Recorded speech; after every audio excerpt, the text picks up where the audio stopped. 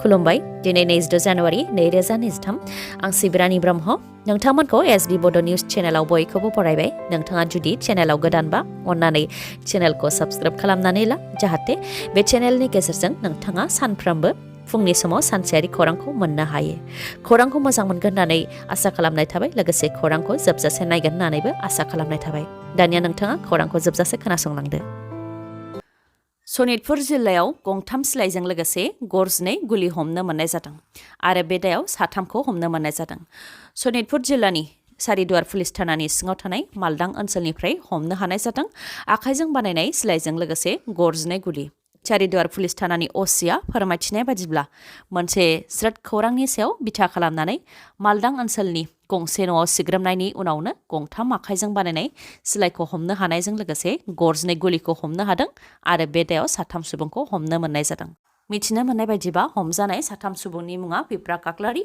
उत्तम राभा आरो पिकेरा मुसाहारि बिटिसिनि थार्ड आरो फर्थ ग्रेडनि साख्रिनि एडभार्टाइज होनो खोथा होनाय सम सिमाया गोबां बारलांनायनि उनाव जाय समाव लाइमोनफोरा दिनैसिमबो साख्रिनि एडभार्टाइजनि थाखाय नेनानै दं बे समाव बिटिसि सोरखारा थांनाय 2 बोसोराव बेसेबां लाइमोनफोरनो साख्रि होनो हादों बिटिसिआव बेसेबां लांदां मासि दं आरो मा खामानि मावनो हाखो बेनि सायाव इउपिपिएलनि दैदेनगिरि राजु नार्जारिया माखासे खोथा फोरमायथिदों नरनाय सेरफां इउपिपिएल ब्लकनि बोसोरारि कन्भेन्सनाव बाहागो लानानै इउपिपिएलनि दैदेनगिरि राजु नार्जारिया फोरमायथिदों दि बिटिसिआव थांनाय 2 बोसोराव 1500नि गोबां टेट उथ्रिसारनायफोरनो एपइन्टमेन्टखौ होनाय जाबाय आरो 1500नि गोबां पस्टआ टेट उथ्रिसारनाय बिजाथिफोरनि थाखाय दासिमबो लांदां जानानै दं आरो बेखौबो थाबैनो सुफुंनानै होगोन होननानै बुंथियो बिथाङा बेनि अनगायैबो गुबुन गुबुन बिफानाव गासै 4600नो साख्रि होनो हाबाय होननानै फोरमायथियो राजु नार्जारिया लोगोसे बिटिआर ओनसोलनि लामा दालां गासैखौबो फोसाबनायनि खामानिखौ मावनो हाबाय आरो हानि मेला खुंनानै हानि पाट्टा होनो हाबाय सुपार 50नि गेजेरजों लाइमोनफोरखौ इउपिएससि मेडिकेल आरो इन्जिनियारिंनि थाखाय थागथियारि खालामदों जायजों IAS officer IPS officer doctor engineer जानो हायो आरो बेफोरनि अनगायैबो गुबुन गुबुन बिथांखिफोरखौबो लन्च खालामदों होननानै फोरमायथिदों राजु नार्जारि बिथाङा लोगोसे राजु नार्जारिया फोरमायथिबावदों दि मोनफ्रोमबो इउपिपिएल ब्लकआव बोसोरारि कन्भेन्सन जानानै थांबाय जायनाखि बिटिआरआव 2 एमपि बियाब जानो थांगासिनो दङ बे मोन्नैबो बियाबावनो इउपिपिएल दोलोआ बिसायख'थिखौ गेलेगोन आरो फैगौ बिसायख'थिनि थाखायबो इउपिपिएल दोलोआ थागथियारि जादों होननानै फोरमायथिदों बेनि अनगायैबो इउपिपिएल दोलोआ समाजनि जौगानायनि खामानि आरो समाजनि मोजांनि थाखाय आरो गोजोननि थांखिनि थाखायसो जोनोम मोनदों सोरबाफोर जुदि गावनि मुलाम्फानि थाखाय इउपिपिएल दोलोआव हाबफैदोंबा लासैनो इउपिपिएल दोलोनिफ्राय जानगारलांनो गोनां जागोन होननानै बुंथियो राजु नार्जारिया मानसि गोमानायनि खौरां ढेकियाजुलि हालामनि सिङाव थानाय बातासिपुरनि मानिकपुर गामिनि थागिबि दिपेन बसुमतारी आरो फुलमती बसुमतारीनि फिसाजो रंजाली बसुमतारीया थांनाय 24 जानुवारिनिफ्रायनो गोमानानै दङ मोनाबिलि 6 रिंगानिफ्रायनो गोमानानै थानायनि खौरांखौ मिथिहोदों सोरबाफोर जुदि बिथांखौ नुसनबायोबा 6026786781 खेबसे बुंबावनि 6026786781 बे नाम्बाराव कल हरनानै नखरनि सुबुंफोरनो मिथिहोहरनो हागोन फोरमायथिनाय बायदिब्ला रंजाली बसुमतारीया थाखो 8आव फरायनाय सासे फरायसा रिपाब्लिक डेनि सानसे सिगांनो बम बेरनाय जाथाय माहारिनि बिफा महात्मा गान्धीनि मुसुखायावनो बम बेरदों जायजों 7 सुबुङा जोखोम जादों रिपाब्लिक डेनि थाखाय गोख्रों नोजोर लाखिनायनि उनावबो मणिपुरनि उख्रुल टाउननि पुंग्रिटांआव बम बेरदों पुंग्रिटांआव थानाय महात्मा गान्धीनि मुसुखायावनो बमा बेरदों जायजों लामाजों थाबायनाय 7 सुबुङा जोखोम जादों 7नि मादाव सासे सुबुङा गोब्राब जोखोम जादों होननानै पुलिसा फोरमायथिदों उनाव जोखोम जानाय गासैखौबो फाहामथायनि थाखाय देहा फाहामसालियाव दैथायहरनाय जादों बे बम बेरनायखौ ग्रेनेडनि सन्देह खालामदों पुलिसा नाथाय सोर आरो मानि थाखाय बे बमखौ बेरहोदों बेखौ दासिमबो मिथिनो मोननाय जायाखै नायबिजिरनाया जागासिनो दं होननानै मणिपुर पुलिसा फोरमायथिदों मख'नो गोनांदि सानसे सिगांबो बिजेपिनि दैदेनगिरि आरो आरएसएसनि सोद्रोमा लाइस्राम रामेश्वर सिं बिथांखौ बिथांनि न' सेरावनो गावथारलांदोंमोन एसयूवी गारिजों फैनाय 2 सुबुङा लाइस्राम रामेश्वर सिंखौ गावथारलांदोंमोन बेनि दायाव गारि सालायग्राखौ हमनो हानाय जादोंमोन नाथाय गुबै दायनिगिरिखौ हमनो हानाय जायाखैमोन मणिपुर पुलिसनि गोख्रों सिग्रोमनायाव गुलि गावनाय जाथायनि गुबै दायनिगिरि आयेकपाम केसरजितआ गावनो गावखौ गथायफैदों इम्फल वेस्ट डिस्ट्रिक्टनि असिनि सिगाङाव गावखौ गथायफैदों 46 बोसोर बैसोनि आयेकपाम केसरजितआ आरो गावखौ गथायनाय समाव बिथाङा लाइसेन्स थानाय गंसे पिस्तलजों लोगोसे गंनै मेगजिन आरो गर गुलिबो गथायदों। गोबां सावरायजानाय बलिउडनि सावथुन पाठान सावथुना मैया रिलिज जाबाय आरो रिलिज जानाय लोगो लोगोनो बक्स अफिसाव अर जोंदों। लोब लोब सुबुंफोरा सावथुनखौ नायनो ओंखारबोदों। गिबियावनो पाठान सावथुननि मेथाइया जेब्ला रिलिज जादोंमोन बे समनिफ्रायनो गोबां सावरायजादोंमोन पाठान सावथुना। हिन्दु धोरोमनि माखासे आफादफोरा गोबां हेंथा होदोंमोन पाठान सावथुनखौ, जायनि थाखाय गोबां सावरायनायाव गोग्लैदोंमोन पाठान सावथुना। नाथाय पाठान सावथुनखौ हेंथा होनानै सावरायजानाय खालामनायजों पाठान सावथुना मुलाम्फासो जादों। मा जाहोननि थाखाय एसेबां सावरायजादों बेखौ मिथिनो थाखाय लोब लोब सुबुंफोरा पाठान सावथुनखौ नायनो थाखायसो ओंखारबोदों। आसामजों लोगोसे गासै भारत आरो गुबुन गुबुन हादरावबो पाठान सावथुनखौ लानानै गोबां सावरायदों सुबुंफोरा। आसामाव गुवाहाटीनि नारेंगियाव थानाय गल्ड सिनेमा हलाव पाठान सावथुननि पस्टारखौ बिसिनायनि उनावनो आसामावबो सावरायजानाय जादोंमोन सावथुना।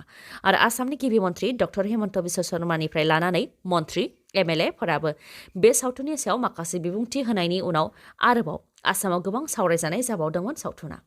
नाथाय धोरोमनि माखासे आफादफोरा सावथुनखौ होबथानो नाजादोंमोनब्लाबो फेलेंसो जानायखौ नुनो मोननाय जादों। शाहरुख खानखौ मोजां मोनग्रा लाख लाख सुबुंफोरा सावथुनखौ नायनो थाखाय होंगो दोंगो जाफैदों। बेनिनो मरिगावनि मयराबारिनि हिदायत उल्ला मुंनि सुबुं, जाय शाहरुख खानखौ जोबोद मोजां मोनो, बिथाङा गाव हारसिङैनो गासै 152 टिकेट बायनानै पाठान सावथुनखौ फ्रि नायनो खाबु होदों आरो बेजों लोगोसे सावथुन नायफैनो थाखाय थांलाय फैलाय बेसेन नाङालासे गारि आरो बेसेन नाङालासे जानाय लोंनायनिबो खाबु खालामनानै होदों। गलाघाटआवबो टीम SRK FCआ सावथुन रिलिज जानायनि सिगां पस्टाराव गाइखेर होनानै सावथुनखौ बरायदों, लोगोसे केक हादों।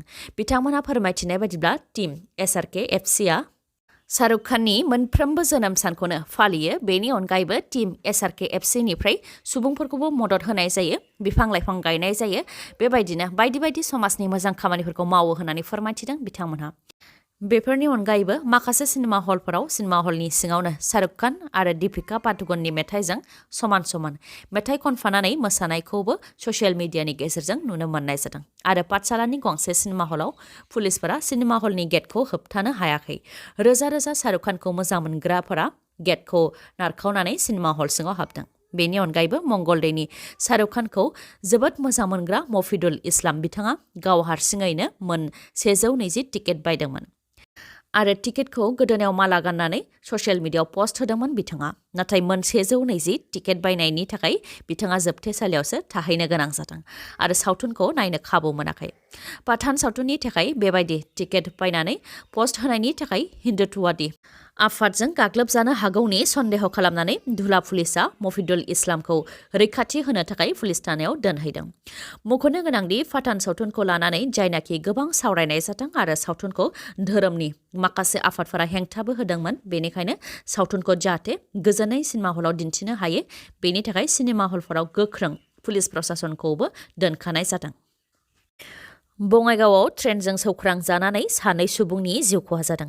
निउ मयनागुरिनिफ्राय जगिघोपा लामायाव थानाय नित्य बाजाराव माल रोगानाय ट्रेनजों सौख्रां जानानै 2 सुबुंनि जिउ खहा जादों। ट्रेनजों सौख्रां जानानै जिउ गोमानाय 2 सुबुंनि मुङा फारि दिलसाद आली आरो आमिर हुसैन। बयथामारि पुलिसआ उनाव जाथायथिलियाव नुजाथिफैनानै गोथै देहाखौ बोखांनायनि हाबाखौ मावफैदों। रेलवे स्टेशनाव थानाय अभारब्रिजखौ बाहायालासे थोंजोङै रेल ट्रेकखौ बारनो नाजानायनि थाखायनो बे जाब्रबथाया जानो मोन्दों आरो 2 सुबुंनि जिउ खहा जानो गोनां जादों होननानै फोरमायथिदों। बिश्वनाथ जिल्लानि 1500निबो गोबां नखरफोरनो हानि फोरमान बिलाइ राननानै होदों। बिश्वनाथ जिल्लानि गहपुर हालामनि बरपुख्रि गेलेग्रा फोथाराव बिश्वनाथ जिल्लानि 1500निबो गोबां नखरफोरनो हानि फोरमान बिलाइ राननानै होनाय जादों। आसामनि गिबि मन्थ्रि डक्टर हेमन्त बिश्व शर्मा आरो मन्थ्रि पीयूष हाजरिका बिथांमोननि दैदेननायाव फरेस्ट डुवेलार्स एक्ट 2006 नि गेजेरजों हानि फोरमान बिलाइ राननानै होनाय जादों। बे हाबाफारियाव बिटिसिनि गाहाय प्रमद बर' बिथांजों लोगोसे MLA गबिन्द बसुमतारी, मन्थ्रि उरखाव ब्रह्म आरो माखासे दैदेनगिरिफ्राबो बाहागो लादोंमोन।